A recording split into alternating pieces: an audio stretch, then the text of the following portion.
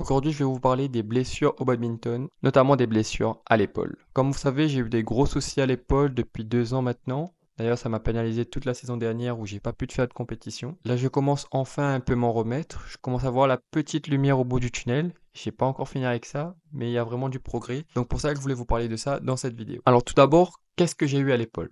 Alors mon problème à l'épaule, est compliqué à expliquer. Même les spécialistes n'arrivent pas vraiment à mettre un terme clair dessus. Ce qu'on peut dire globalement, c'est que c'est un conflit à l'intérieur de l'épaule qui vient faire frotter certaines structures et du coup me causer des douleurs. Donc c'est vraiment un conflit mécanique, ce qui fait que c'est pour ça que sur chaque examen que j'ai fait tous les examens possibles, j'ai eu aucun résultat. Donc sur la radio, l'écho, l'IRM, j'ai même fait un arthroscanner et en fait il n'y a rien de très significatif dessus qui expliquerait pourquoi j'ai autant mal. Bien que sur ces examens, il m'a été identifié une tendinite tout d'abord, de la coiffe des rotateurs, ensuite une bursite de la bourse sous-acromiale, il me semble, et enfin une micro-rupture du supraépineux de 2 mm sur 5. Donc on m'a dit que c'était un petit truc et que c'était pas significatif et que ça pouvait pas expliquer de si grosses douleurs. Comment se manifeste cette douleur? En fait, c'est une douleur qui est devant l'épaule, qui se manifeste quand je levais le bras, quand par exemple je vais faire des pompes.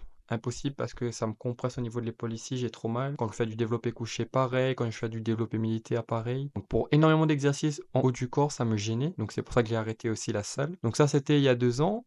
Et depuis l'année dernière, c'est venu me contraindre aussi au badminton, où à chaque coup au-dessus de la tête, ça venait me lancer un petit peu à cet endroit-là.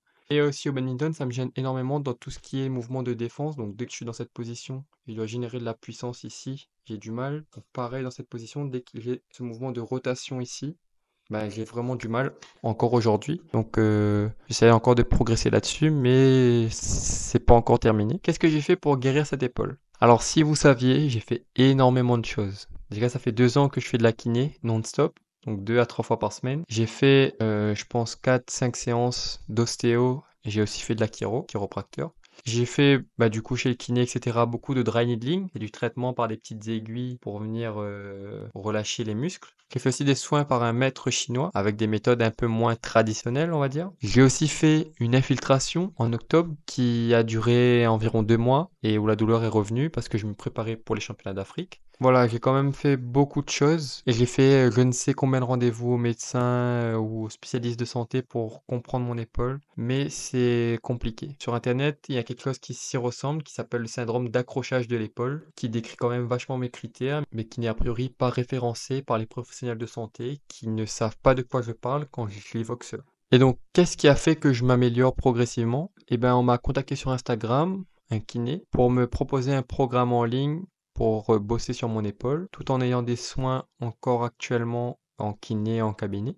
Et donc, je pense que le plus gros facteur qui a fait que je me suis amélioré un peu, c'est vraiment, ça va revenir à la base, mais c'est le renforcement. Mais énormément de volume sur le renforcement. Donc, ça fait, comme je vous ai dit, plus de 2 ans que je fais de la kiné, mais je fais des séances de 30 minutes, 2 à 3 fois par semaine, qui fait que, bah, en discutant avec le kiné au début, etc., en manipulant, etc., et du coup un peu en bossant, il n'y avait pas énormément de volume concrètement sur mon épaule en termes d'exercice, et ce qui fait que c'était sûrement pas suffisant par rapport aux besoins que nécessite le badminton pour moi. Aussi, j'ai commencé le badminton très tard, à 17 ans, sans réellement d'entraîneur ou de suivi, ce qui fait que j'ai développé ma propre technique et peut-être compensé sur des mauvaises postures avec une mauvaise gestuelle et venir me créer ces douleurs aujourd'hui. Du coup, aujourd'hui, je fais du renforcement. Aujourd'hui, je fais du renforcement environ 1 heure par jour, 5 à 6 fois par semaine que sur mon épaule. Quand je dis que sur mon épaule, c'est vraiment des renforcements spécifiques par rapport à mon problème avec le kiné en ligne, mais aussi des exercices de mobilité, mais aussi des exercices de tirage ou bref, des exercices spécifiques pour remettre mon épaule en état. Aussi, un aspect très important qui m'a aidé énormément dans ma récupération, c'est qu'en avril, je suis rentré à La Réunion parce que je connaissais un kiné qui est très expérimenté à La Réunion et qui a accepté de me prendre en urgence sur les 3 semaines que je suis parti à La Réunion. Et du coup, j'avais des séances régulières avec lui et qui, lui, par thérapie manuelle, en appuyant sur des zones, etc., a réussi à identifier concrètement mon problème et proposer une amélioration directe du début de la séance à la fin de la séance. Ça faisait 1 an et demi que j'avais ce problème à l'épaule. Je suis allé le voir en 2 séances, sans exagérer. À la fin de la séance, je sentais mon épaule libre. Forcément, c'est pas magique, ça n'a pas duré dans le temps, mais j'ai senti une vraie évolution avec lui, où il a pu relâcher des zones, relâcher mon épaule et comprendre le mécanisme qui faisait que mon épaule revenait dans cette position-là. Et donc, grâce à lui, j'ai eu la première lancée pour me remettre d'appoint sur mon épaule et ensuite enchaîner avec le renforcement du kiné en ligne pour vraiment que tous les aspects soient réunis pour que je puisse revenir enfin à 100% au badminton. Ce que je vous conseille, si vous faites beaucoup de badminton par semaine, essayez de vous caler au moins 1 à 2 séances de renforcement par semaine. Vous n'êtes pas obligé de faire autant que moi. Moi, j'ai été blessé longtemps, etc. Mais de vous faire un petit renfort spécifique pour l'épaule, mais essayez de vous caler 20 à 30 minutes d'exercice sur votre épaule 2 fois par semaine, par exemple. Au moins, ça préviendra les blessures à l'épaule. Donc, renforcez vraiment tous les muscles qui se situent à l'arrière ici et qui viennent stabiliser votre épaule. Et je vous montre aussi ici quelques petits renforcements que vous pouvez faire pour votre épaule 2 fois par semaine. Ce sera déjà très bien pour un début. Et au moins avoir un peu de volume de renforcement sur votre épaule pour essayer de prévenir les blessures. Donc là, je vais vous montrer un petit peu des exemples d'exercices que moi j'utilise pour me renforcer au niveau de l'épaule. C'est des exemples, il y a énormément d'exercices qui existent. Moi, c'est ce que j'utilise un petit peu, donc je vais vous montrer ça. Ici, on a un exercice dynamique, donc ça c'est plutôt sur la fin d'une rééducation. On va mettre un peu de la vitesse sur son épaule. Donc on a le bras tendu au milieu d'un élastique et on va venir faire des mouvements assez rapides. Ensuite, ici, on a du tirage, du growing bûcheron.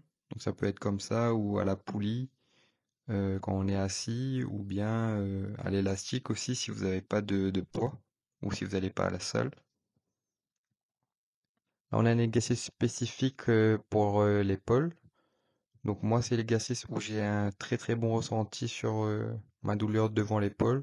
Et ça vient bien aussi renforcer l'arrière de l'épaule. Donc très bon exercice. Donc comme vous disiez tout à l'heure, donc là c'est du tirage à l'élastique. Si jamais vous n'avez pas de matériel, vous pouvez le faire comme ça. Donc ici c'est du scapula push-up, donc des pompes scapulaires. Moi j'avais du mal à faire bouger mon omoplate et sentir ce mouvement-là. Même à l'heure actuelle, je suis toujours pas à l'aise, mais c'est très très important. Là on a aussi un petit exercice pour travailler tous les muscles qui sont à l'arrière de l'épaule. Là cet exercice-là c'est un exercice isométrique où on va venir mettre une tension au maximum sur l'élastique en se reculant et en gardant les coudes à 90 degrés. 10 fois 10, moi je fais. Ensuite, on a un autre type d'exercice là qui va travailler un peu mon amplitude au niveau de l'épaule et aussi travailler des petits muscles stabilisateurs. Si on a du full can, il me semble, ça s'appelle l'exercice. Pareil, c'est pour travailler un peu ma mobilité d'épaule et en même temps travailler les muscles stabilisateurs. Là, je vous dis pas le nombre de séries, le nombre de répétitions, ça va dépendre de votre avancement, etc. Mais les gars, 4 fois 10 sur chaque exo, c'est pas mal. Là, on a un petit exo où je vais travailler un peu mes cervicales. Parce que vous savez, des fois, quand vous avez des douleurs d'épaule, ça peut venir des cervicales, ça peut venir du dos, ça peut venir de plein de choses. Donc, moi, j'ai une tendance à avoir des douleurs aux cervicales. Donc, c'est pour ça qu'on essaye de les bosser avec l'élastique, là.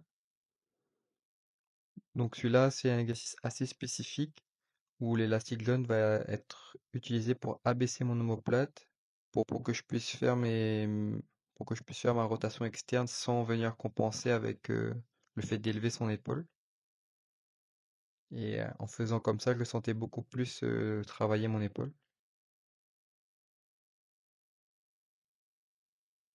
Mes conseils, forcément, échauffez-vous correctement sur l'épaule. Faut bien le joueur que j'ai déjà vu arriver sur le terrain, commencer à taper direct et après venir se toucher un peu l'épaule comme ça, où ils ont des douleurs. Moi-même, je l'ai fait quand j'étais plus jeune. Maintenant, il y a un peu la voix de la raison qui est rentrée. Je vous montre là quelques petits exercices que vous pouvez faire pour vous échauffer au badminton, que moi j'utilise avec l'aide de mon kiné.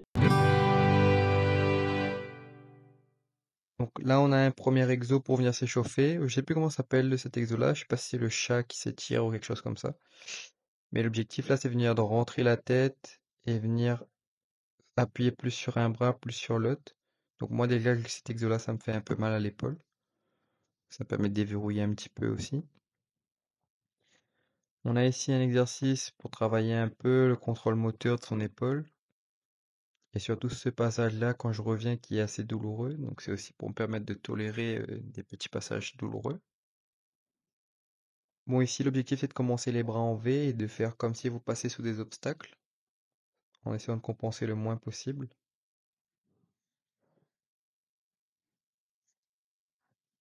On peut essayer de mettre aussi ses bras en Y de cette façon-là et de maintenir la position sans essayer d'élever l'épaule.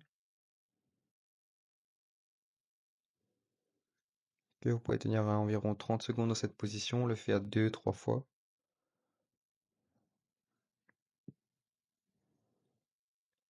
Ensuite, utilisation de l'élastique. Donc on a ce mouvement-là que vous pouvez faire, qui va venir un peu chauffer les muscles qui sont à l'arrière de l'épaule. Le faire avec en prise supination et en prise pronation aussi.